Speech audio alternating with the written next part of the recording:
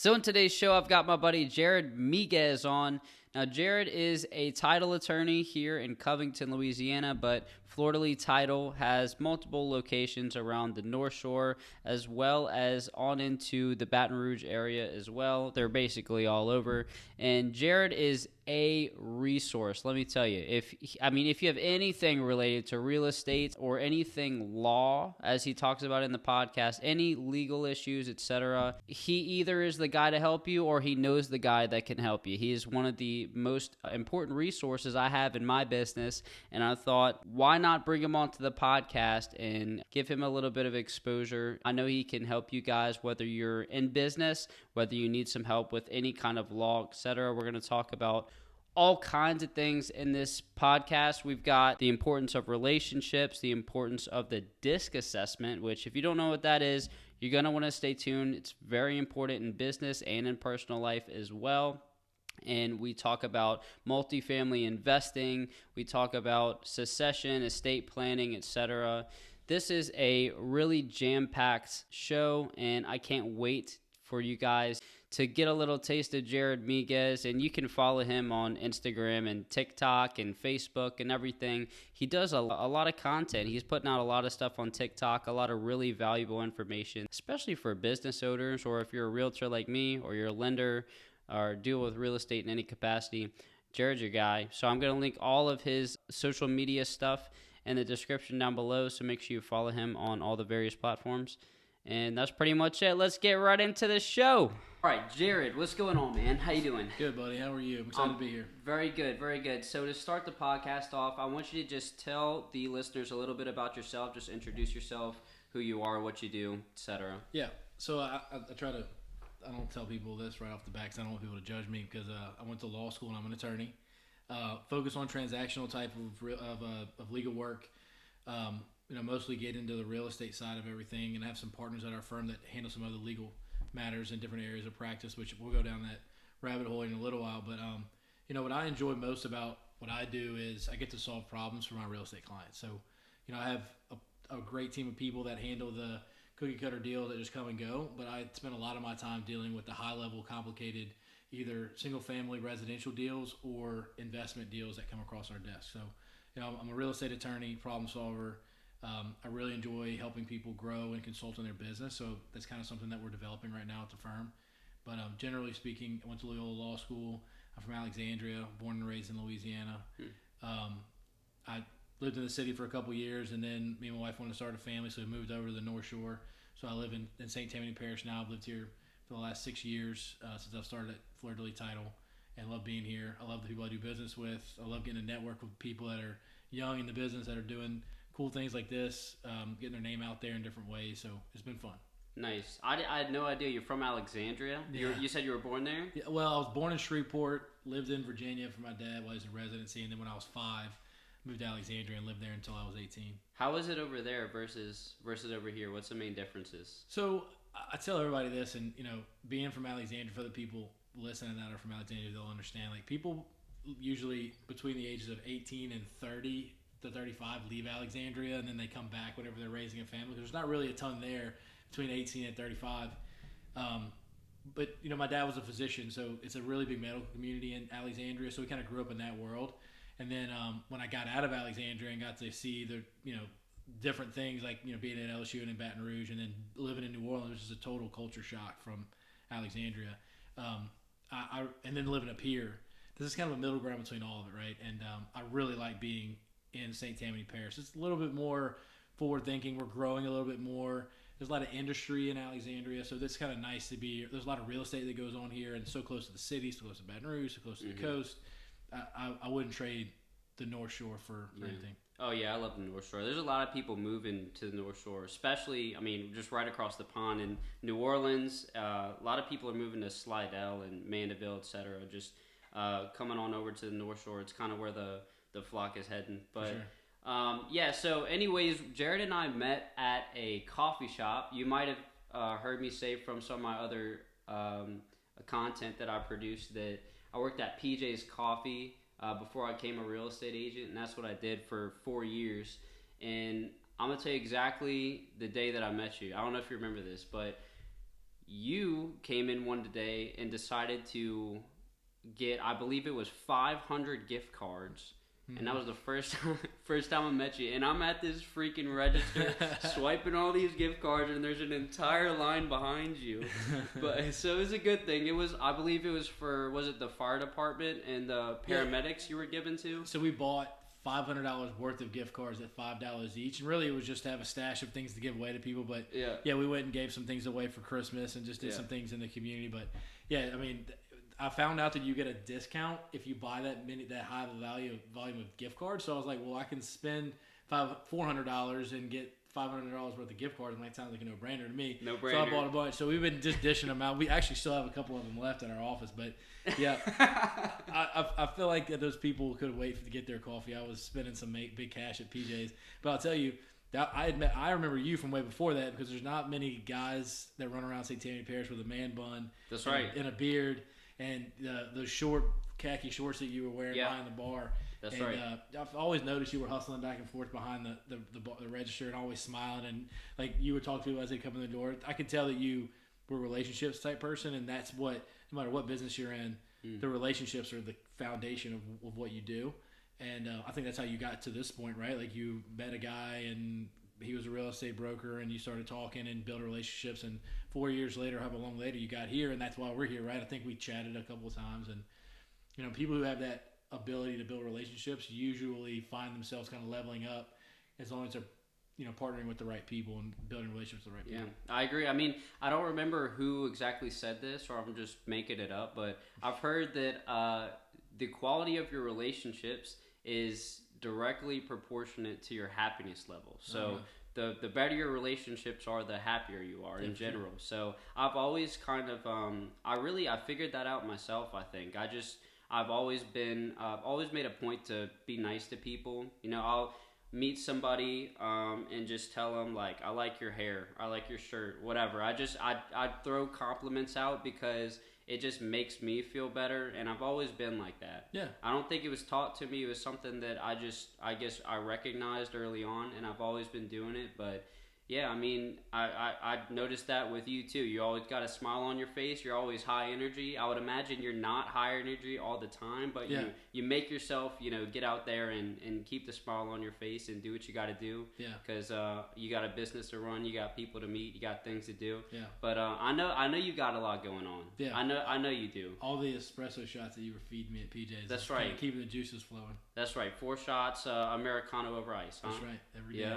Yeah. So I do a lot of espresso too. My espresso machine is acting up, so I'm gonna have to get a new one. But it's a cheap one. It's like $120 off Amazon. So I figured. So we actually had the local coffee shop put a machine in our office, because I figured as much coffee that I was spending for $5-6 a pop, cheaper. I could pay a couple $100 a month for somebody to have my machine at the office. And our office is really nice and welcoming, so we have spaces for people to kind of just sit and hang out. And so I just told people come meet me in my office. We'll have a meeting there. Get a free cup of coffee, or I paid a lot less for it than I would if we went and sat at the coffee shop. That's right. And it's dangerous though. I can have espresso whenever I want, however I want. It could get out of hand. Yeah. I don't think there's anything wrong with that. Yeah. There might be a threshold where you could have I guess some heart issues, but it takes a lot. Mm-hmm. Like a lot. I think I mean, very small amount of people have ever overdosed on caffeine, but what some people do is they actually stopped selling caffeine powder on Amazon because people would order caffeine and just like take too much before workouts and stuff and have serious issues. Jeez. But if it's coming from coffee, it's pretty hard. Yeah, I think you're fine. I'm not worried about Nothing wrong with the little coffee. I test the limits, but I'm not worried about it. Yeah. All right. Anyways, let's talk about business a little bit. So, what all do? You said you're a title attorney. What does your business cover? What does it not cover? So we have 4 areas of practice that we focus on. So we do the real estate. We do succession. So a lot of times with real estate transactions, people are passing on property after their family member might have passed away. They're transferring ownership on it. So we have to deal with the succession. We do estate planning. So we help people plan for what's going to happen with their assets after they die. And then we do business consulting. So that may be either general counsel work where we're doing like hourly fees for people on a regular basis. It may just be transactional where somebody needs somebody needs an operating agreement or a merger or acquisition kind of worked on and things like that. So we have 4 different areas that we focus on. And I realized that in the real estate business, all four of those kind of work together and they come across each other, very often. So we started finding different areas of business and attorneys that were experienced in those areas of practice to help us grow our firm in that way. And when you sit with, we did 5,000 transactions last year. If there's two people at every closing, it's 10,000 people. If I ask 10,000 people they need an estate plan, I'm probably gonna have a couple people say that, yeah, sure, I definitely need to think about that. And we reach out to them and we do that for them. So we like to say that we're a one-stop shop for that type of work, but we don't want you to walk out of our closing room and say, yeah, I went to that title company and they did a good job with my closing and that's what their role was.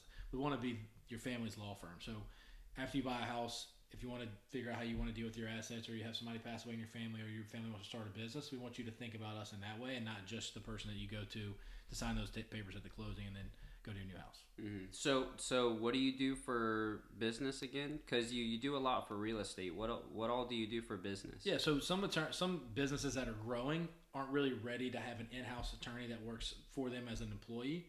So we will do GC work, meaning general counsel. We'll hire them as an ad hoc GC. So we're a third-party firm that will meet with them regularly and have a certain set number of hours that we're going to commit to their firm, to their company, to advise them on the legal things that come across their desk, whether it's reviewing contracts or drafting contracts or any type of compliance. So we met with a guy today, and he's a real estate investor, and he pulls money together to syndicate deals, and he's got to meet all the federal guidelines from the SEC on how you pull people's money. And so we're going to help him make sure that he meets all those guidelines and requirements. So general counsel work is that. Like, you have something that you want to run by an attorney, we're here for you for a certain amount of hours every month, or we'll just bill you according to the number of hours you use us. And then the transactional side means I don't need you to do anything other than draft this operating agreement for me, or draft this contract, or look at this one contract. Okay. So it's more of a one-off. We charge a fee for it, you pay us, and our relationship is done until you come back for something else. Okay. So you've heard of Grant Cardone, huh? Oh, yeah. You know he's from Lafayette? Is he from Lake Charles? Lake Charles. Yeah. That's crazy. But you just reminded me of him because you're talking about syndication. He does a lot of the syndication stuff. Mm-hmm. And I think it's interesting. For me personally, I would be the one to go find the property, and at least starting off, I would want to own the properties myself. But I think it makes a lot of sense to invest your money into a syndication type deal, because obviously a lot more than me, but from what I understand, if you're a 401k guy, or you got a few $100,000 here when you retire, you can put it into one of these syndication deals that are usually like big apartment deals, yep. huh?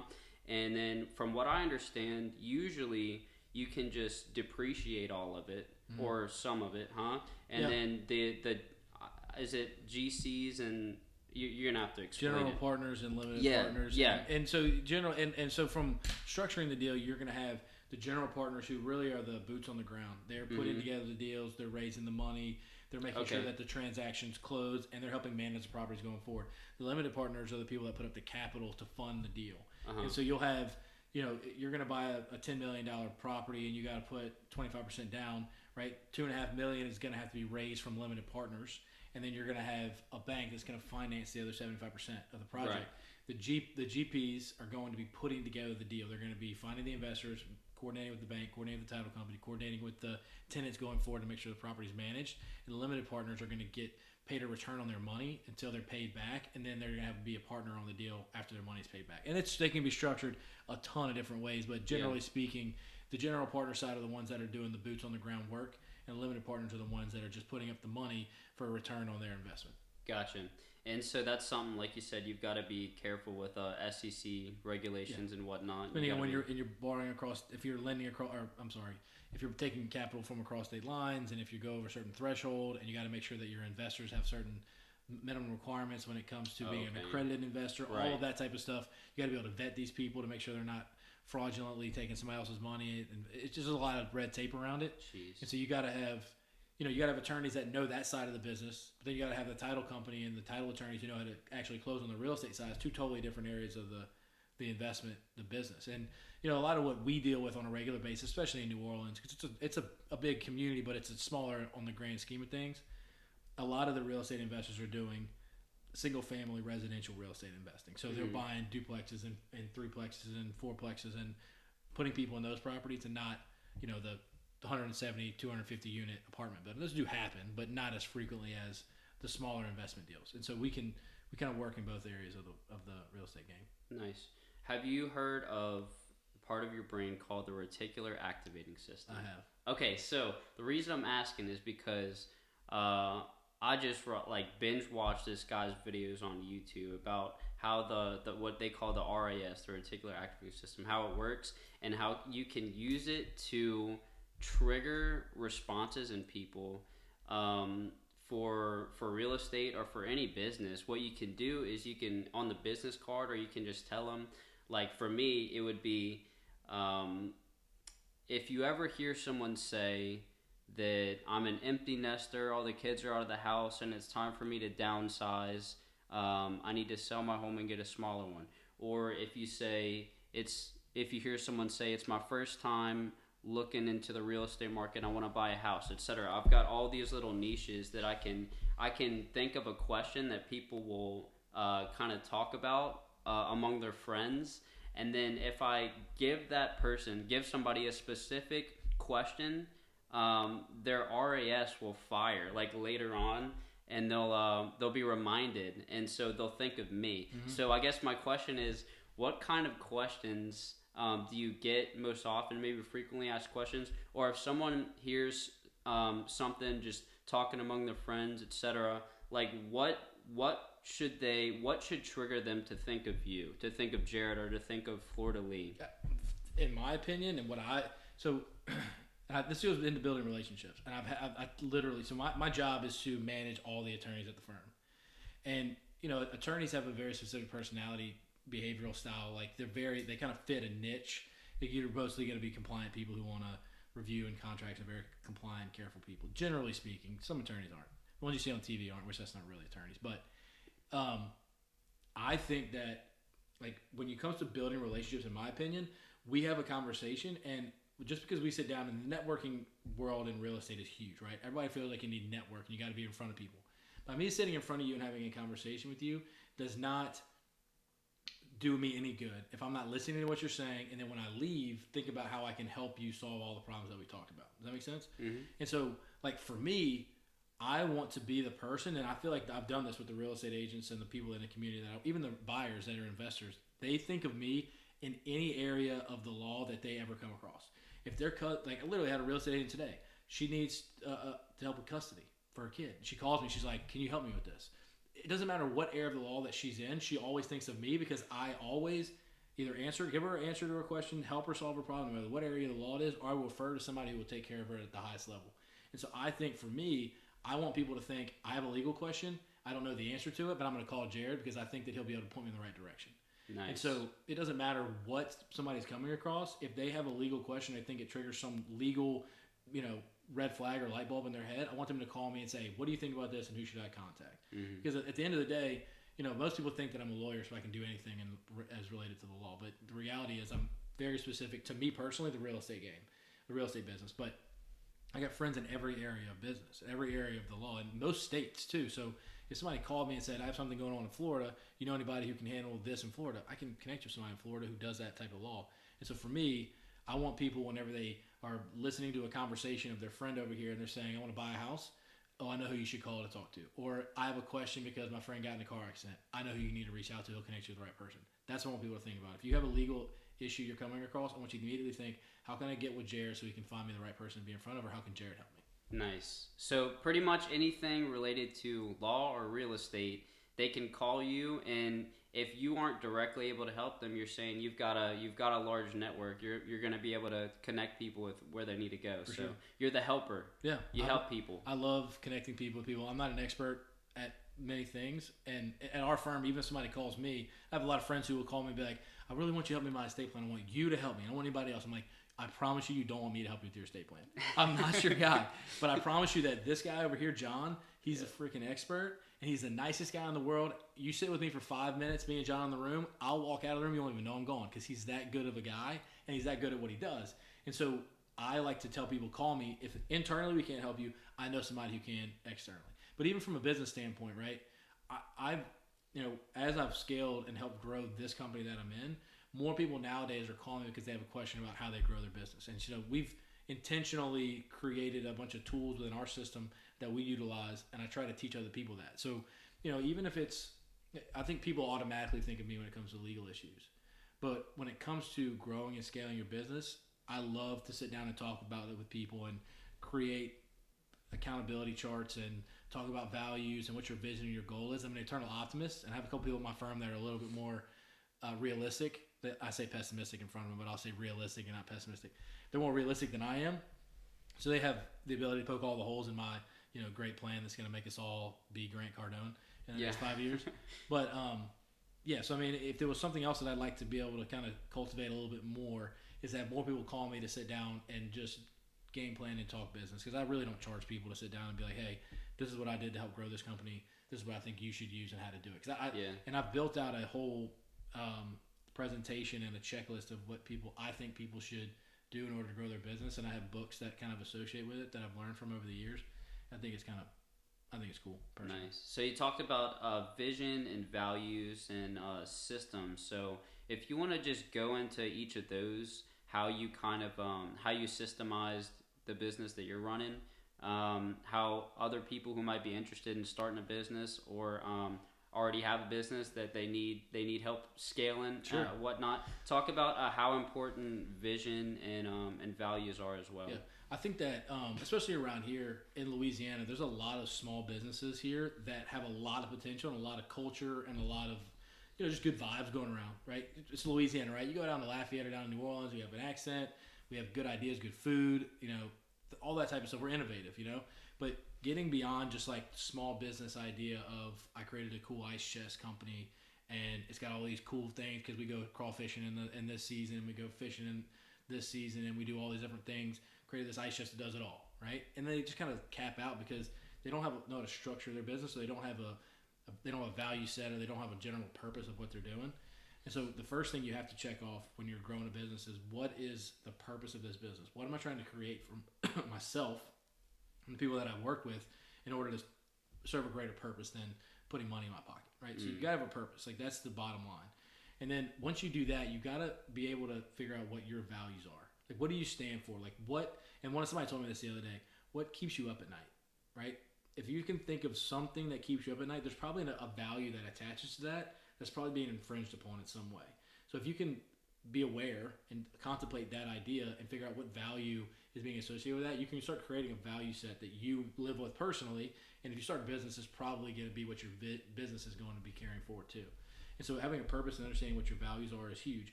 The value is not only going to help you attract customers, it's also going to help you attract employees and keep employees. And so that's key, right? As you start to scale, you want to be able to align with the right customers, because as a real estate agent, everybody's a buyer and a seller at some point in their life, more than likely, especially in this area. So how do I attract the people with the same values I have? I think you're doing it with this here. What better way to attract people with the same values as you, to put more videos and content out to say, this is who Carson is, and if you align with who I am, I would love to help you buy and sell a house, right? And so that's important. So understanding your values and then talking about them and talking about them and talking about them. There's another real estate agent that does everything with his family. He does everything with his son, with his wife, and his dad. And so he shows the world that a value for him is his family. And so I think that's important that he portrays that. And then people who have families, they relate to that guy because he's a family person. But if he went to the South Shore and was meeting with a business client that was looking to buy a commercial property for his business, he may not relate to that real estate agent as much. You might want to go with the real estate agent who puts out on social media that he wears a suit and he works with these businesses and that kind of stuff, right? So I think values attracts customers, and then it attracts employees, right? So you're with your employees more than you're with your family, more than likely. And so knowing that you got to be able to live with the decisions that they make and that you make, and knowing you have the same values is huge. So again, purpose, values do a lot of different things. But once you figured that out and you know what your ultimate goal is, your purpose kind of plays along with that, you got to create systems in your business. And so for us, when I got started, we had unique ways of doing the processing end of our business, but I knew that we had tailored it to accomplishing the job of doing what title companies do. And that's not who I wanted to be. You can go to every other title company in town, and what do? They get you to the closing table, and the buyer and the seller exchange keys. No matter whether it's a terrible experience or it's a positive experience, more than likely, very few transactions just totally fall apart, right? It's just how people feel from the beginning to the end, right? And so as I started building relationships, part of what I'm listening to is what you need as a real estate agent to accomplish what you need to do. And so I built our process more intentionally geared to how our real estate agents and lenders need their work to be done so that they can attract more clients. And as I built that system out, it got to the point that as we scaled our business, 90% of the transactions all follow that process seamlessly. And I'll have a customer come and go in a closing, and they'll call me and be like, so-and-so did my closing. They were great. The experience was great. You did a great job. I don't even have to know anything about it. It comes in and goes out, and I didn't even know that it closed. It's the 10% that actually needs to be addressed that will stick out. Unbeknownst to me, they'll just start sticking out because we go through our process, and if they have an issue, it can easily be showing itself because of the fact that it won't align with our process completely, and then my team will reach out and say, hey, Jared, these 10% of these files, I need you to really address those. And your process allows you to focus on the 10% that needs your attention, and the other 90% can just go seamlessly through your process. So now that you have those systems in place, what would you say your job is? What do you do as Jared? What is your main job? Yes. Are you a communicator more than anything? I'm not even really a communicator unless I have to be. So the main part of the job is to make sure that those processes are being followed, because we have about 30 processors at our firm and teams of 2. So not that many. We have 20, 25 processors and teams of 2. So and some teams of 3. So they all kind of have their own unique little twist to it, which is fine because you want everybody's personality to come out a little bit. But if something happens, I'm usually getting a call from the agent saying, hey, I usually get this document at this time. Every time I didn't get it, something's going on. So that at that point, I can reach out to make sure that's getting done. So making sure our process is being followed, which we do that pretty consistently. But the other thing that I'm doing is solving those problems in those 10% of files. So if you think about it, and we have 400 files open, there's 40 files that need my attention at any point in time, and that can be a lot. I have a couple of attorneys that help me, but beyond that, it's building new relationships with new clients, building relationships with new attorneys, because our goal is to scale into the Alabama and Florida. And so as we grow, I'm gonna have to build out processes similar to ours in Mississippi, Alabama, and Florida, and then teach the attorneys in those all markets how to build relationships. I would like to interrupt today's show to say that if you are looking to make a move to South Louisiana, whether it's in the next 9 days or the next 90 days, whatever that happens to be, all of our contact info is in the description down below, so you can give us a call, shoot us a text, send us an email, or even schedule a Zoom call with us. And if you're looking to sell a house, if you're down here in Louisiana, only reach out to us if you are wanting to get the most amount of money in the least amount of time with the least amount of headache. And that's pretty much it. Back to the show. Is law a lot different in those states? The general gist of the real estate transaction is the same. Solving some of the title problems is a little different. Okay. So like the process may flow seamlessly, just like the ones here. It's those 10% that we have to solve problems on that I have to apply the law to. That's a little different over there. And so that's why we'd have to find an attorney in those markets that would know the law there. And I wouldn't be able to service those clients from a legal standpoint. In Mississippi is a little unique because you don't have to be an attorney to close in Mississippi, but Alabama and Florida you do. So we'd have to align with attorneys over there to be able to help us. Interesting. Okay. So going back to, I guess this would be regarding values. I know you're a big believer in the DISC assessment, and I want to talk about that because it's interesting, because the whole concept, in my opinion, is if you know how you react to certain situations, if you know sort of what your personality type is, and you know the same thing about your employees, you know whose job is what, and you know what to say to each person, etc., and it makes the environment a little bit better. So what is the DISC assessment for people who don't know, and explain it a little bit? Yeah. So the DISC assessment is a behavioral assessment, and it shows you how you or other people would react in certain situations. And so we got turned on to it 7 or 8 years ago by my business coach, and she taught me how did the DISC assessment for me. She wanted to know when she was coaching me how I reacted to certain things, what my tendencies were, what my blind spots were. She wanted to be able to coach me around that. And I found it fascinating, and I started turning my family onto it, and I started wanted to hear what their DISC assessment was, and I wanted to explain it to them. I went down the rabbit hole of ultimately getting certified in the DISC assessment. So like I have my certification, I can give the DISC assessments to whoever I need to, and then I can go through and do a debrief of your personality assessment or your behavioral assessment. So you're pretty much an expert then on DISC assessment. What is it, 10,000 reps before you're an expert? I'm probably not at 10,000 reps, but I'm getting pretty freaking close. So when we went on our hiring spree, we use the DISC assessment in this way, and I think people get confused. The first step for the DISC assessment is awareness. And it's awareness for who you are personally, especially when you're taking a step out to start your own business. You need to know what your strengths are and what your blind spots are. Because when you're the only person working in a company by yourself, when you're employee number one, when you start a business, you have to do everything. But you're going to naturally lean towards certain activities and you're going to push off certain ones. So you have to know what your DISC assessment is to be able to identify, hey, these parts of the job I'm going to do really well and these parts I'm going to struggle with. But if I don't have the ability to kind of offload that and leverage that out to a third party at the beginning, I have to be aware of myself enough to be able to do all those things. The second thing the DISC assessment does is it brings awareness to yourself so that you can relate to people, right? So if I'm meeting with a CPA or an engineer or an accountant, I know that they're going to be way more compliant and they're going to be more in a certain area of the DISC assessment because they want all the details. I can't talk to them like I'm talking to a salesperson or an event planner because those people just want to be the life of the party and socialize. Mm-hmm. And so those people want to know the fun aspect of the real estate transaction and the idea of moving into your dream home and throwing this party for all your friends and family when you get in there and making sure that the living room and the kitchen is perfect, right? But the CPA and engineer, they want to know like how much money I need to pay each month, how much equity am I going to be getting each month, when's this PMI going to fall off? They want to know all the details, right? So the DISC allows you to relate to your customers and talk to them in the way that they need to be talked to. It kind of gives you a jump start on it. So I can meet with somebody and see how they interact with me, basically how they tell me hello, to know what their personality is going to be. I went to lunch with somebody today. They're a little bit more standoffish, probably an SC in a way, meaning they need to learn to trust me before they're willing to open up to me. So I had to like kind of find a common ground to have conversations. So it just allows you to relate to people. Does the DISC stand for something? What do they stand the D for? is a dominant person. Okay. The I is an influencer, meaning they're going to constantly be trying to win people's opinions of them or whatever they're trying to sell. Okay. An S is going to be a steady supporter, and a C is going to be a compliant person. So they all kind of have different traits. And if you look at the DISC on a wheel, everybody's a combination of all the four assessments, so you kind of bleed into different areas. And so you can kind of, if you're a DC, you're going to kind of be pulled a little bit towards the middle of the circle, but you're going to be in the more of the D quadrant. You'll have some C traits. So you'll be very dominant, but you'll be also compliant and a driver towards almost being perfect, but are getting things right.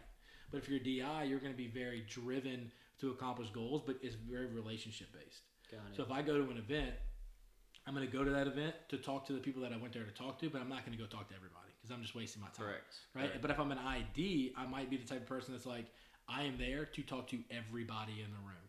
Right? So it kind of all tweaks a little bit. And it's important to know, again, personally, who you are, how you can figure out who other people are. And that's how you can be like personally or as an employee in a sales role or something. But from growing a business standpoint, you have to be aware of who you're hiring. And most importantly, you got to be able to take that DISC awareness and apply it to certain job titles. So before you start hiring people, you should say, this position is going to be better if I have this type of personality assessment. Right. This position is going to be a little different. This is a little different. And you'll notice as you go across your organizational chart, every role has a little bit different assessment. And then when you start hiring for that role, you're not hiring to try to find a person to find a place for them on your bus. You're going to say, okay, what's Carson's assessment? Okay, this assessment looks like this. All right, he would work well in this role. If Carson's not interested in that role, I'm not going to force him into this role because he's not going to fit that role. And so as we've scaled our business, we realized that certain positions had a lot of traits in certain quadrants. So as we realized that, before we'll even interview somebody, they make them take the DISC assessment. If you don't fit that quadrant and we don't have a job opening for the quadrant that you do fit in, we're not going to interview. Not because your personality assessment is bad, but because it doesn't fit the role we're hiring for. Nice. It allows us to be way more intentional, and we know that people in that role are going to be naturally gifted for the job duties that they're going to be performing, and they're just going to like and enjoy it longer. Because you can force yourself to be in a position that's not natural to you, but you're not going to do it for a long period of time. Got it. And it changes though, huh? Didn't you say it changes every couple of years? So or it can change? Yeah, everybody's assessment, they say you should redo it every 2 years, and that's because like life circumstances can kind of change who you are. For example, some people who come from out of law school are very compliant people because they've just been trained to think that way. But if you would have got them before law school, they might have fallen somewhere else on the assessment. And if you give them permission to kind of be themselves a little bit more, then you can say, look, I know you're very compliant. That's what you went to law school. You obviously didn't get to law school unless you couldn't force yourself to be that way for some period of time. But if I told you that you got to use those skills, but you also got to build relationships as your primary objective, you'll see like some attorneys, like their shoulders will drop, like because they get to relax a little bit and they don't have to try to force themselves to be somebody, and they can use those skills to build relationships to solve problems. That's ultimately what happened with me. Not that I ever was very compliant, but I learned a lot of skills that allowed me to solve problems as an attorney, but I used my relationship and my people skills and my ability to grow a business and obtain results. And I used the skills I learned that were more compliant and applied them to that. And so, it's important that I can tell sometimes when people are kind of living outside of their comfort zone because their results on their assessment will come back and it'll be very telling that they're kind of getting pulled in several directions and they're not being their natural self. Nice. Have you ever had to move any employees around? All the time. Really? All the time. You'll make them retake the test and move them around?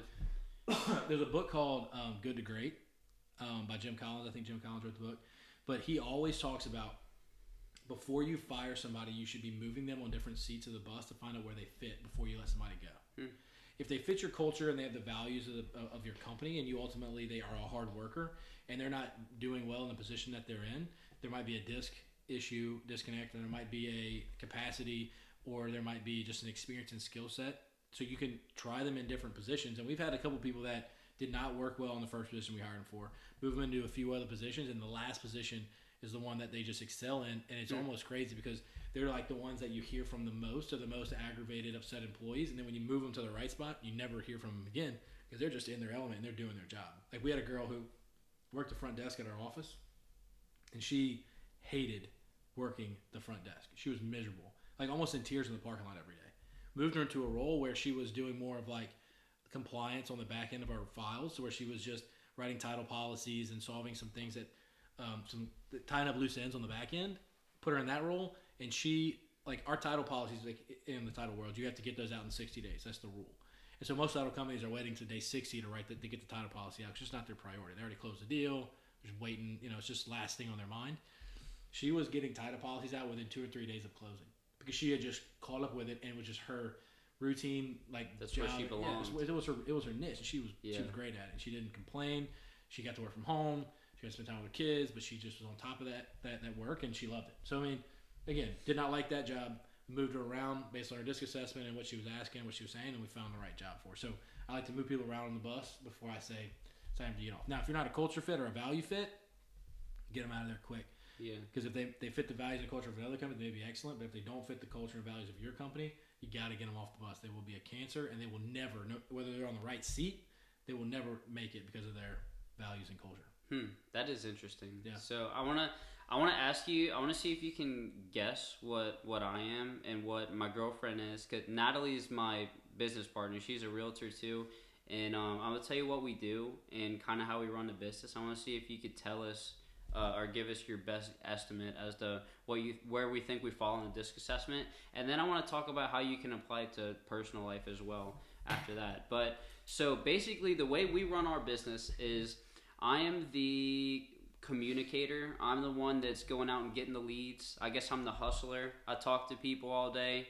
I try to make as many friends as I possibly can, and I'm more about the relationships than anything. But my main, I would say I'm probably more of a dominant character. I run the business. I feel like it's my business, and she's definitely not an employee. Like, she's not under me, but I kind of call the shots and I run it, and I've structured it the way that works best for, I believe, both of us. And so the way we run it, like I said, is I'm the one that goes out and gets the leads, and then she does all the back end things, the important things, to actually get the deals closed. That if that was my job, I would want to quit. Yeah. I it's not for me. Like that part of the job, we're doing emails and contracts and talking back and forth with clients and other agents and title companies, etc. After we get something under contract, I'm done. Like, I'm on to go get the next lead. I'm on to go get my next deal at that point. And so if I didn't have her, it'd be a whole different ball game. Yeah. So you set goals and have numbers that you're trying to meet and all that stuff? Absolutely. And she gets frustrated with you and you try to change the process up a bunch? Yes. Yeah. You're absolutely correct. You're casting the net and she's cleaning the fish, making sure that everything gets done right. And so, from I know how social you are, and I've seen you around. I think that you're probably a DI, so you're like, your D is probably a higher trait than your I is, but you probably have a lot of the I characteristics. Like, for me, I'm a 98, 99 D, but I'm also like a 96, 97 I, so very interpersonal. I like relationships. I like doing things as a team.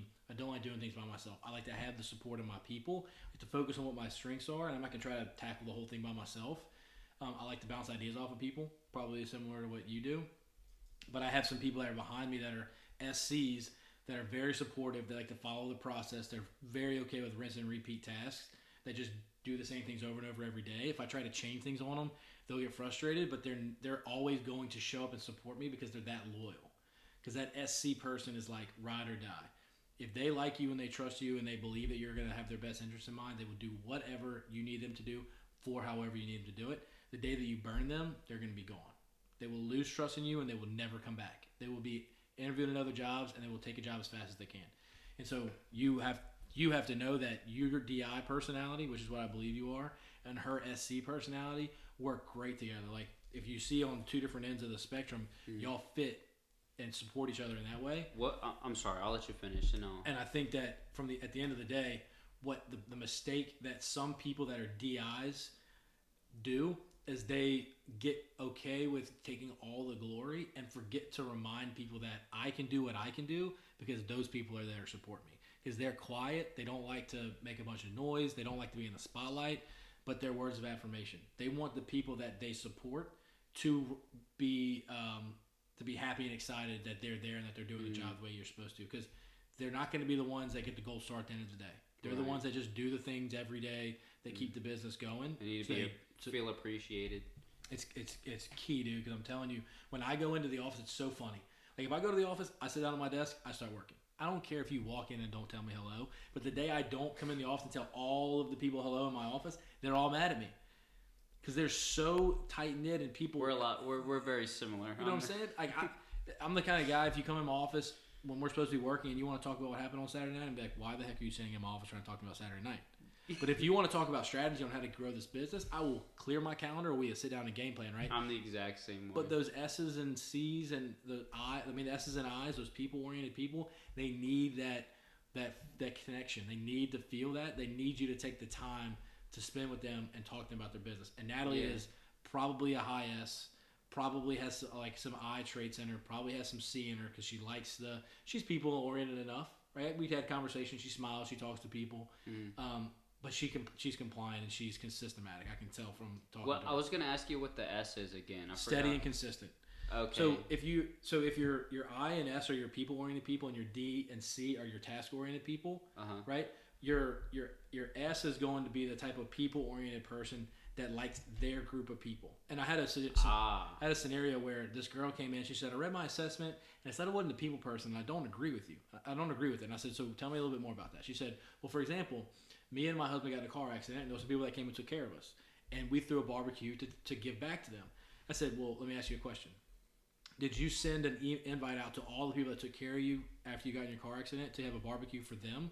Or did you put on Facebook that you wanted to invite everybody in your Facebook group to come and give back to these people who had taken care of you? She goes, no, I just sent it to just those people that took care of me. I was like, because you're a people-oriented person with your group of people. You love your people, but you don't need to have everybody at your party. You want just your people at your party.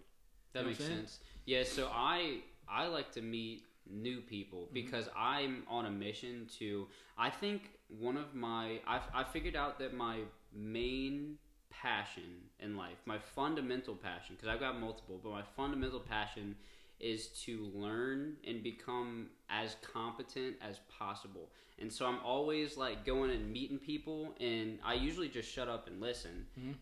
I'm young, I'm only 22, so there's only so much that I can contribute to the conversation. So I'm usually there to listen. Yeah. It's kind of selfish a little bit, but I go on a ton of meetings part of the business is building relationships for sure, but I'm also I'm on this mission to learn as much as I possibly can. And so I think I'm probably not an S then, right? Because I'm going out and meeting new people. You're a DI, dude. Yeah? You're the same way? Yeah, and it's because, and I know that because you're okay with the relationships if they help you accomplish your goal. You're going to connect with people because you want to learn. You're going to connect with people because you want to hit your real estate goal. For that reason, you are using the relationships as a means to accomplish whatever you're trying to accomplish. If you were just going to socialize because you wanted to socialize with other people that like the same sport that you liked, now you're going over there just to spend time with people and you have no real purpose and goal there, which is fine. Like some people live in that world and there's no good or bad. And you don't need to think that because I go there for an intentional purpose that it's a negative, because you're more than likely, being that you're a high I, you're also listening to what they need, and you're willing to give them whatever they need. So you're there to be resourceful for them at the same time. So at the end of the day, you're not necessarily just there for yourself. You're thinking about how I can help you accomplish your goals too, because I want to talk about what our mutual goals are. If I'm just there because I want to socialize with other people that like LSU football, and I just want to be around with people like LSU football and talk with them and get to know them, now I'm an I. My purpose is there to go spend time with LSU fans. It's different. You have different intentions, which both of them are fine, right? Because you and I both, if we're going to accomplish something for business, and your friend wants to go watch the LSU game, you're probably like, you just told me you want to accomplish something for your business, but you want to go spend time watching LSU football. That would rub us the wrong way in a way. Correct. But it's all people's... I'd be disappointed. Yeah, it's all people's purpose and values, right? And we have to all remember and be aware that we all have different personalities, we all have different objectives and different goals and different things to accomplish. And that's a hard thing about business too, is that if you work for me, your intention might be totally different than I'm trying to accomplish this grand vision for the company. So being intentional about who people are, what the job duties are, and where they fit in the bus, and knowing what their intention and purpose is. And don't try to expect them to do more. If they want more, you can expect more from them. But if they're there in their world, you got to leave them to be that, and you got to be okay with it. Yeah. So like at this brokerage that I'm at, it's all girls and me, and so when I come into the office to get some work done, because that's where, like you, that's where my brain's going, is if I'm going to the office, I'm going to work. Well, it's an office full of girls, so what do they want to do? They want to talk. Mm-hmm. They want to talk about their weekend. Mm-hmm. They want to talk about all kinds of crap, and I'm just there to work. And so what I'll do is, like, I'll hang out with them on the weekend or whatever. I mean, I work on the weekends, but I'll make a point to, like, let them, get their talking out. And then a lot of times when I come to the office, I come at night, or I'll come at 5 a.m. when no one's here, so that I can actually get the work done. Mm-hmm. Because I just, like, if I'm going to the office, it's for a purpose. Yeah. It's not to talk and socialize. Well, you got to get, like, as a 22-year-old, you'll understand this one day, but as you start having kids, like, getting out of the house is the way to actually socialize with some adults. So you're like, let me grab onto something that's not a kid asking me to go do this or that for him all the time. So there's that, right? But I do get it. So there's like a tool that we use for our business and how we run our meetings. And one of the agenda, the first thing you do is you segue into the meeting, and all that is everybody, you have 5 minutes for everybody to do the small talk, right? Tell me what's one thing good, personally and professionally, that happened last week. You get all that out. Okay, now we can move on to business, right? And so it kind of gets you into that spot, but it makes very specific boundaries around that. Nice. That part of the meeting I hate because of my D personality, but my S's and I's need to get past that so that we can get going, right? So it is a thing, and you got to be able to know, like, there are a bunch of people in here that have different mindsets, behavioral styles than me. But like you, my office is full of people that very much people oriented, and so I have to find a space for me to be in the morning that's not around. I got to get there early. I got to close the door. I got to make sure to tell everybody hello, maybe through the glass so they can't really talk to me, or go find a coffee shop or something to work at so I can, like, be by myself, because people don't want to chat. But this is great. I mean, it's a tool that I live behind. It's not the end-all, be-all, because, if we've all talked about being aware, we've talked about hiring, putting people in the right spot, but ultimately at the end of the day, the thing that most businesses don't do well is the accountability, right? Being intentional about who you hire and then holding them accountable, whether they fit the job, duties from a personality and behavioral standpoint, or if they fit the culture, you have to be willing to hold them accountable. And that's something that a lot of businesses miss, and that's something that we're working through as a company too. What's your wife? Where is she? She's just like Natalie. She's on the other end. She's an SI. So Stephanie likes socializing around people. She likes systems and tools and things to be able to follow it. John, my partner, is an SI too. Stephanie and my partner John are on the same spot on the DISC assessment, which is crazy because John and I work phenomenal together. Like I said, I go get the business, he takes care of it, and he leans on me to do that. I lean on him to do the work at work, and then at home, very similar. So you'd say y'all are compatible. I mean, you're married, but based on the DISC assessment, that alone, I guess maybe proves that you're more compatible. Yeah, I would say. I mean, are you at least work better together than if she was also a DI? Yeah, we would everything would fall apart. We wouldn't have anything. Really? None of the processes we followed. We'd all go do a whole bunch of stuff and it'd be chaos all the time because we'd be changing ideas and bouncing around, and there would be no structure or foundation. Like our kids' medicine would never be given at the appropriate time. She's got a checklist like this kid gets this medicine at this time and all this other. Like for me, it's just like, tell me who gets what and when, because I can't keep. Oh my gosh, I'm the same. I always like growing up.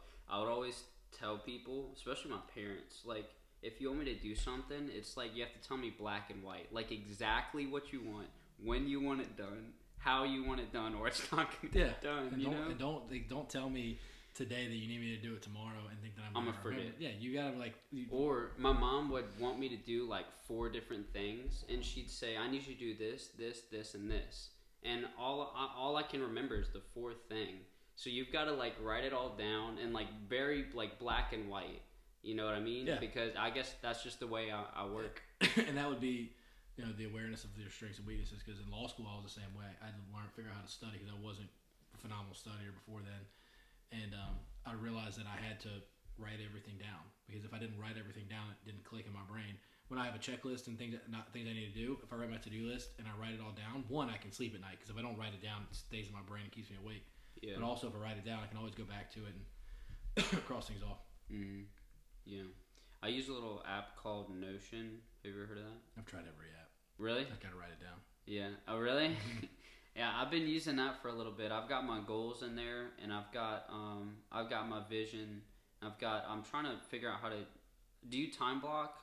Do you just use a regular calendar? Or? Generally speaking, so there's a cool concept that my buddy Jason Navarre, he kind of coined, I guess. Maybe not, but he's the only person I've heard it from, so I always say that Jason coined it. It's called an anchor habit. So, like, for me, there's certain things that I do every single day, no matter what. And so he always says, like, those things that are non-negotiables for you personally, that are just habits that you build, if there's anything else you want to do in your life, you got to attach them to those things. Yeah. Like, for example, like me, I cannot leave my house every morning without taking a shower. It's just something that I feel like I'm not ready for the day unless I take a shower. And so if I want to do, push-ups every day, I will just do the push-ups before I get in the shower. And then it gets to the point where I can't get in the shower until I do my push-ups. And so that habit, I attach the habit of doing the exercise, attach it to getting in the shower, and then I would do it every time, and that becomes the habit together. And then you can start building upon those things. So, like, whatever you do habitually every day at work, like if the first thing you do is go get a cup of coffee and you want to drink more water. So I'm about to go walk to the coffee pot. Before I get the coffee, I'll go pour myself a cup of water. I'll drink the water, and then I'll get the coffee. You attach certain things around it. So time blocking it for me is hard. So I know that I have to, if I want to do certain things throughout the day, I have to attach it to and in relation to certain things that I do. So again, like if I want to exercise or I want to meditate or I want to do something, I have to, my hard line is I got to do all that before I get in the shower, before I leave. I want to do it before work. If I want to do it at work, then I have to set it against what my time is when I leave. So I have to set myself up in that way. I got you. That's not from Atomic Habits, is it? The book by James Clear? I've never read the whole thing. I don't know if he has some sort of anchor habit idea. I think he calls it something different. Gotcha. But I think he gave an example like most people just brush their teeth first thing or quickly after they get out of bed. So that's almost, if you want to add something on to your day, that might be the best one. It might be brush your teeth and then immediately sit down and do some meditation or something like that. Yeah. And I don't think he called it anchor habit, but that makes sense. I mean, it's really powerful because it's something you're already doing every day, and then if you associate that thing with something else, then it's easier to do it. And what he talks about in the book is I wish I had it written down in front of me, but there's four components to making and breaking a habit, and I can't remember them off the top of my head. But for adding on habits, you have to make them easy to do. You have to make them attractive. You have to make them satisfying once they're done, and I can't remember the fourth. But read the book to get the fourth one, right? Yeah, that's right. Yeah, read the book. Atomic Habits, James Clear. It's one of the most iconic books for business owners ever. Yeah. But yeah, I mean, I've been working on that. I think the whole concept of habits is, I mean, most people know that with anything you want in life, especially business or even working out or whatever, it's mainly just consistency. Mm-hmm. You win in the end if you're the most consistent. Mm-hmm. You could do like more work than me today, and then just kind of get out of the habit, whatever, later. But if I do maybe a little less work, but I do it every single day, I'm still gonna beat you because I was more consistent. So if you learn how to establish good habits and get rid of bad habits, you've kind of unlocked the secret to life. Yeah, it's the Kobe Bryant mentality. If I do one more rep than you every single day, and and then you try to catch up with me, after 10 years of doing one more rep than you, you will never be able to catch me because I will constantly be doing one rep.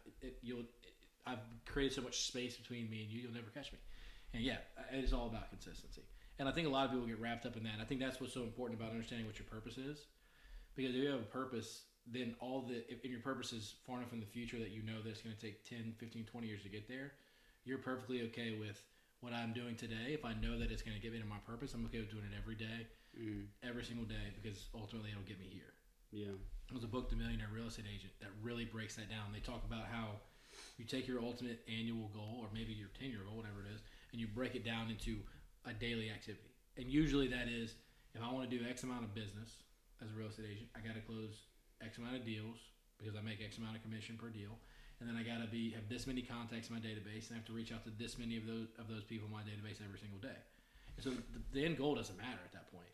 It's, do I consistently make my contacts every single day? If I do that, I should hit my goal. Now, if I get to the end of the year and I did that every single day and I didn't hit my goal, then obviously I need to increase the number of contacts, or I need to get better at making those contacts because I didn't get there. But if I look at my goal at the end of the year and didn't hit it, I look back at my daily tracker and I said, well, I did it half the time. You hit half my goal. Well, it's a pretty good correlation that you would have hit it if you'd have done all the things you needed to. You just didn't. Yeah. And then a lot of people will think, well, then I just need to be the contact guy. Well, contacts doesn't be the end-all be-all. You might be social media a little bit, contacts a little bit, email marketing a little bit, one-on-ones, cold calling. You have like a foundation for it, and every day I do a little bit in each category. And over time, all of that accumulates to hitting my goal at the end of the day. But the only way it works is that whatever you pick, you do it consistently. Yeah, it's also like you mentioned earlier, the 10,000 hours thing. If you do one thing for, what do you think? It probably takes 10, 20 years to get to 10,000 hours, depending on how much you work. But if you do something for 10 or 20 years, you will be a master at it. You're going to be the best at anything if you do it for that long and you stay consistent with it. You don't take, big breaks. Yeah. But yeah, that's one of the most valuable things I've ever learned is the power of habits, and I'm definitely I'm working on it. I still struggle with some stuff. What really gets me is I don't do TikTok because I think it's dangerous. Like, you'll get lost in that app. I post on TikTok, but I don't watch any TikToks. No, you can't. I can't because it's horrible. Like, it'll just suck you in. So I don't do any of that. I don't do any Instagram. I post on everything, but I don't do Instagram or TikTok or Facebook. But I'm really into YouTube videos and podcasts, and mostly for I guess beneficial reasons. I'm always listening to either self-help or real estate podcasts, and watching YouTube videos or whatever. But even that, it's weird because it can be a good thing. Yeah. But if I have my one thing, if I'm not making my contact because I'm listening to a podcast instead, I feel like I've failed. So that's the bad habit that I've got to break is the YouTube or podcast or whatever, because I like to start my day with it. I like to put the podcast in while I'm working out. But then after I'm done working out, I want to keep listening to them. Yeah. And I can't just turn it off. So that's the bad habit I've got to get rid of, because I like to, if I'm working out from 6 to 7 and then I get to a place where I can sit down and work at 8, I might still be wanting to listen to a podcast. And it's hard, even though it sounds like simple. Because the thing is, with if you're W-2, if you don't start work at the time you're supposed to start work, you get fired. Mm-hmm. But I'm 1099. I can do whatever I want. Mm-hmm. So knowing your personality and behavioral styles, and I know how you want to run your business. If I were coaching you or advising you, I would say you're going to make contacts. You said you want to do video messages to a certain amount of people. That's right. When I first got started, this is part of the systems that you build, right? The system wasn't built to the point that I could spend my time focusing on my contacts. So I had to spend a lot of time working on the system that we worked under. But I knew that I needed to make 10 contacts a day. That was one of my things that I did every single day, 10 contacts. And so what I did was, mine was just, and I'm different, right? I'm marketing to agents and lenders, so it's people that I meet with regularly. I just need to stay in front of them. And so my objective was to send 10 emails, text messages every single morning before I got my day started. So I would text message somebody, hey, I hope you have a great day. Let me know if you need something. Or, hey, I saw you did a closing yesterday. Congratulations. Hope you have a great day. It was just basic, simple text messages, being nice, putting out good vibes in the world. And I did that to 10 people. And then I would put my phone down and I'd go work on things, whatever it was, whatever that came up.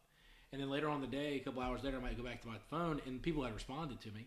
But like I didn't spend my time dealing in that, but I got that out of the way. I had made my 10 contacts. It was done right when I got to the office. It took me 15 minutes and I was done. Right, I had a checklist of all my people and I'd go down the list and when I got to the bottom, I'd start over. And it allowed me to get that out of the way and I could focus on other things. So like for you, first thing you do get to the office, send your 10 video messages out. You're done. Check that box for the day, and then you can deal with all the fires that come in. But it's really that easy. Because think about it. I mean, if that's your objective, you're not going to Whole Foods to shake hands with people and hopefully one person wants to buy a house with you, right? You're being more intentional in it than that. That would take all day, right, to find the person. But if you just send 10 text messages to your database or emails to your database every single day, that can take 5 minutes. Send that. Be done with it. Then listen to the podcast all day. Because you know over time, if that's your benchmark, 10 a day, over time you'll accumulate to your goal. That's right. It can be that simple. You'll have more business to deal with as you start getting the momentum going. But for right now, I would feel perfectly satisfied by sending out the 10 messages because my affirmation was make 10 contacts a day, learn something new every day, and post to social media once every day. That was my affirmation. If I wanted to be a millionaire real estate professional by being the #1 title company in St. Tammany Parish, I had to make 10 contacts a day, learn something every day, and post something to social media. That was my affirmation. And so I had to make 10 contacts. I had to learn something, podcast, whatever I was doing, and then I had to post on social media. Yeah. That was my thing. Yeah. And I did it consistently. Boom, boom, over time. Yeah. Because, like I told you, my main passion I've discovered is learning. That's the thing that sucks me in. Mm-hmm. So I love to learn because I guess like it's a thing that men have. We want to be competent. Mm-hmm. We want to know what we're talking about. We want to be articulate. Yeah, the dangerous part of it is, and for me, and this is advice to give somebody who's getting started in the business, is don't get so overwhelmed and into the work, or make sure you prioritize yourself and the things that you love, right? Because you'll eventually get to the point where you have enough business that you don't have to be networking or making contacts nearly as much as you are now. Mm-hmm. Or maybe you get so consistent with that's such a small part, it's not a big deal, but the work will start taking up a lot of your time. Right. And you'll lose the ability and time to be able to do the learning. Right. And so you want to make that like you're doing right now. The thing I do before I come to the office is get buried in all the other stuff, right? And so make sure you protect that part of you because that's going to fill your cup, fill you up. All the other business is probably going to be helping you accomplish your goal, but it's going to start wearing on you over time. And so if you don't add to the tank while your tank's getting depleted, you'll eventually get to the point to where it's hard to get that habit back of how do I get back into the learning? Because I'm the same way that you are. I love to learn. I love to read. I love to get other people's perspective and have these type of conversations. This fuels me more than chasing the deal or solving the problem or drafting the legal doc. I have to, and my coach tells me all the time, you got to make sure you build in time for yourself. You got to be, if you're into your faith, you got to make sure you spend time going to church. You got to make sure that you spend time reading and learning. You got to make sure you spend time being with other people and learning from them. Because the business is going to be there if you're doing all those little things the right way. Yeah. So, make sure that don't feel bad about doing that first because eventually you'll have less and less time for that. And if you keep that as a priority in your day and make the contacts, the business will come. And it'll take up a lot of your time.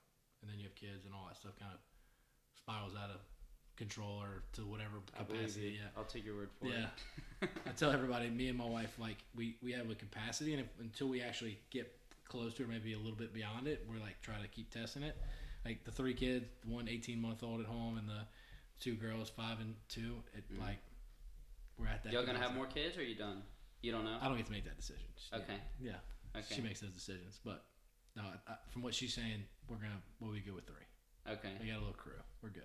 Are they say their ages again? Are they all close together? Lucy's 5, Jane Ann's 2.5, and Walt he's 15 weeks. Okay. Born in August. I got you. Okay, so my brother and I were 5 years apart, so we were always at different stages in life, so we never really connected on a deep level. We never really understood each other, and so I think that we're good now. We're friends now, but I think the closer your kids are in age, the more that they will relate to one another and get along with one another. Because I always we never got along until recently, until he became. I have a different perspective. I have 3 little brothers. I'm the oldest of 4 boys. Uh-huh. And so I have a brother that's 18 months younger than me, I have a brother that's 6 years younger than me, I have a brother that's 10 years younger than me. Jeez. So me and the brother that's a year younger than me, we fought like cats and dogs because he was always there. You know what I mean? Like, he was that little brother that my parents almost made me have to take him to do things. I love my brother to death. Like, it was always funny because we would fight against each other, but if somebody ever messed with me, dude, my brother would whoop their tail. Right. Because he always had my back and always had his back, right? Mm-hmm. There was no time in both of our lives we could mess with each other. Nobody else could mess with us. Right. And, back whenever we were exercising and super fit, like, we were not the people that you wanted to mess with, me and my brother. But then my brother that's 6 years younger than me, I always, take it as, a mentorship type of thing. So, me and Chris, I, took him to do things with me because he was, the freshman in college whenever I was a senior, fifth-year senior. Stayed a couple extra months in college, so I got to take Chris and do things with him. But the brother that was 10 years younger than me, we were in a totally different stage of life. He was 8 and I was 18. I'm going to college, I'm doing my thing, and he's figuring out how to, his multiplication table. So we were in different areas, but now we're all my youngest brother is 24, I'm 34, and then we're all kind of in that phase of life. Everyone's adults now. We're kind of at that point. After my youngest brother graduated college and got a serious girlfriend and got a job, we all started doing. He still lives a fairy tale life with my reality when it comes to the traveling and all that stuff because I never got to do that going to law school, but that is what it is. But otherwise, we're all. Are any of your brothers attorneys or no? No. My dad's a physician. I went to law school. One of my brothers is a plumber. One of my brothers is he works at a ski trip company selling ski trips, and he has his real estate license. And then my youngest brother is in construction management doing commercial construction in Lafayette. Gotcha. So most of them are in real estate in some capacity. I mean, we all deal with property. I mean, Josh is plumbing. Yeah. Chris is a real estate agent. Corbett is a construction management. So we all have different areas. We have a vision of doing it all together one day maybe. But we might just want to be family and not worry about business. Gotcha. All right. Big question. This is going to be probably our last question unless you have more you want to talk about. I want to know what your purpose is.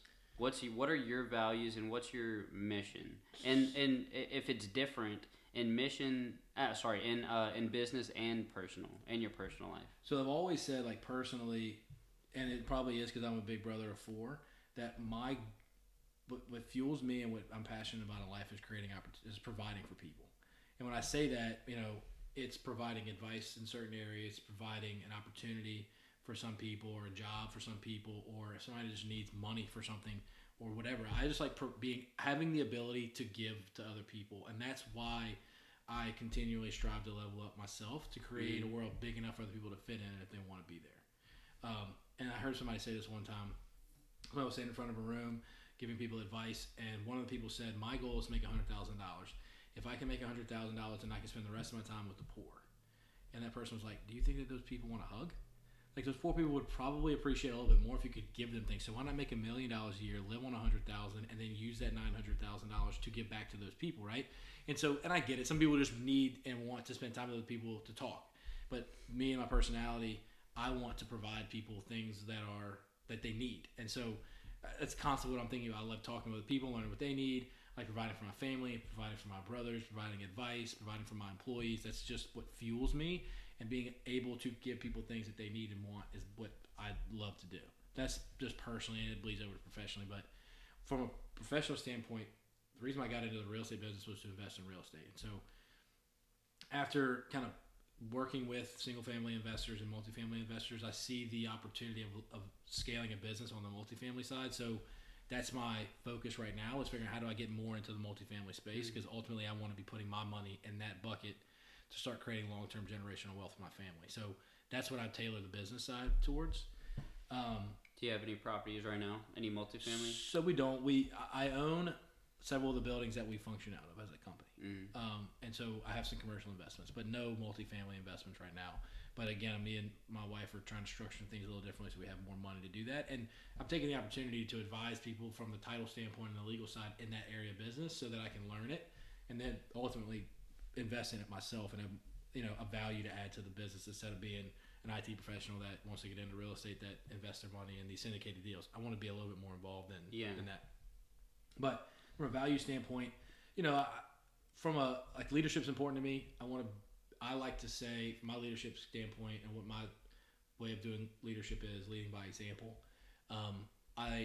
My blind spot to that is accountability. So if you're working with me, I'm going to show you how to do what to do, and I'm going to expect you to do it. But I'm not going to sit down and go back over your notes. How did you do when you made your contacts, and how did this one go? How did that one go? That's the part of it that I have to really work towards because I'm trying to accomplish my own goals, and I know how it works. So leadership by example is one of the values that I have, but I also know that there's a leadership by accountability that you also have to do by holding people accountable to what you expect and what they say they're going to do. But I think the value that means the most to me is integrity. And we talked about that, I think, last time we spoke. But the reason why I think integrity is so important is because it's a value that people know that they can rely on whenever they're coming to you for advice, that you're not thinking about yourself in this situation. They're thinking about how I can help the other person. And I believe that there's a level of success you can have if you work hard and if you hit it at the right time and all those types of things. But I also believe that if you're not going to live by your word and you don't have a level of integrity, you're not going to stay at the top for very long. Your ability to be a leader or your ability to make an impact is going to be capped by your level of integrity and your level of leadership. And so those two things to me are huge. In John Maxwell's book, The 21 Irrefutable Laws of Leadership, the law that stuck out to me the first time I read it the most was the law of the lid. And your business will never grow beyond the capacity of the leader. So if your business can grow from a scale of 1 to 10 and your leadership ability is a 4, your business will never be more than a 3. If your leadership ability is a 7, your business will never be better than a 6. And so I think that leadership is important in that capacity, but I also believe integrity is there too. You can outrun your integrity for a little while, but the higher and more successful you get, the more the spotlight's on you, and the more people are going to see the flaws you have if you have them. And so you've got to have a level of integrity and consistency in your, ethics and moral code to be able to make decisions that is not based on always what's best for you, what's best for the situation and the people involved. So those two values are key for me. Nice. Yeah. Anything else you want to talk about before we wrap it up? Like I said, I want people to remember me as a lawyer. I can help you with the transactional side of whatever you need from personally and professionally. But I also want people to think about me if they want to talk about their business, about establishing values and a process and an accountability chart and all, scaling their business. My partner, Lauren, and I, she's phenomenal on the operator side, more compliant type of a person, and she's great at creating structure and consistency and follow-up. I'm great at the vision, the optimism, and growth and all that stuff. So, as a team, we do great. And so if anybody has questions about that, that's what I'm here for. I love talking about it. Sometimes my team gets mad at me because I give it away for free so much. So, depending on what you're asking for, there might be a fee. But generally speaking, if you just want to call and talk business, I would love to do this any day with anybody. Nice. And we'll put your info in the description so people can reach you. I'll put your email address and whatnot. Other than that, are there any events coming up? Yeah, so the title company has a party on Friday, December the 9th. That's just Friday, from 5 to 8 in Terabella. So we're going to have food. One of our attorney's dads used to own a restaurant. He's been in a bunch of cooking competitions. So he's cooking a gumbo and some pork sliders. We'll have a bunch of beer and water, depending on what you like to drink, maybe some wine, and then we'll just be socializing, hanging out. Everyone's invited? Everyone's invited. Whoever wants to come can come. Terabella, which is in Covington, from 5 to 8, December the 9th. Nice. I'd be there, but I'm going to be in Dallas, actually. I've got my little cousin's birthday is on the 9th, so we're driving up there to Dallas, so I would come otherwise. We'll have another one. Yeah. I guess that's it. Cool. So this was great. Living Thanks, in South Louisiana podcast, episode number 3. Wrapping it up. Thanks, Jared. Thanks, buddy. Appreciate you, my friend. That was awesome.